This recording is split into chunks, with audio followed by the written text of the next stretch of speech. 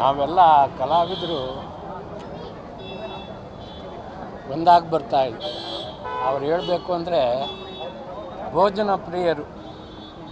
ಊಟ ಅಂದರೆ ಮೊದಲೇ ಅಲ್ಲಿ ಊಟ ಮಾಡೋಣ, ಅಲ್ಲಿ ದೋಸೆ ತಿನ್ನೋಣ, ಅಲ್ಲಿ ಹೀಗೆ ಬರೀ ಊಟದ ವಿಷಯನೇ.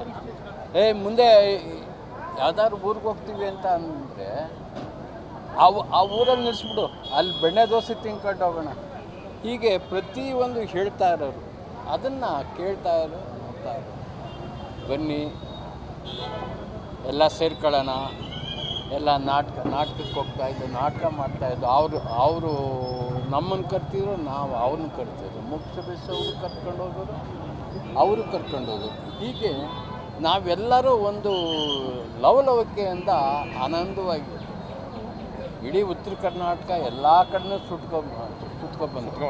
ಹಾಂ, ಅದು ಮರೆಯೋಕ್ಕಾಗದೇ ಇರ್ತಕ್ಕಂಥ ಒಂದು ದಿನ.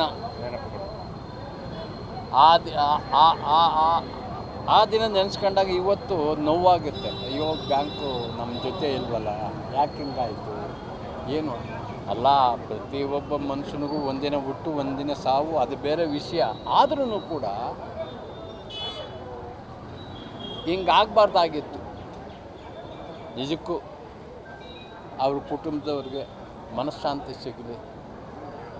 ದೇವರೇ ಧೈರ್ಯ ಕೊಡಬೇಕು ಎಲ್ಲರಿಗೂ. ಪ್ರತಿಯೊಬ್ಬರಿಗೂ ದೇವರು ಧೈರ್ಯ ಕೊಡಬೇಕು. ಆ ಧೈರ್ಯ ಕೊಟ್ಟಾಗ ಬಾಳಕ್ಕೆ ಸಾಧ್ಯತೆ, ಬದುಕೋಕ್ಕೆ ಸಾಧ್ಯತೆ. ದೇವರು ಒಳ್ಳೇದು ಮಾಡಲಿ. ಎಲ್ಲರಿಗೂ ಧನ್ಯವಾದಗಳು. ಗ್ಯಾರಂಟಿ ನ್ಯೂಸ್, ಸುದ್ದಿ ಖಚಿತ, ನ್ಯಾಯ ನಿಶ್ಚಿತ.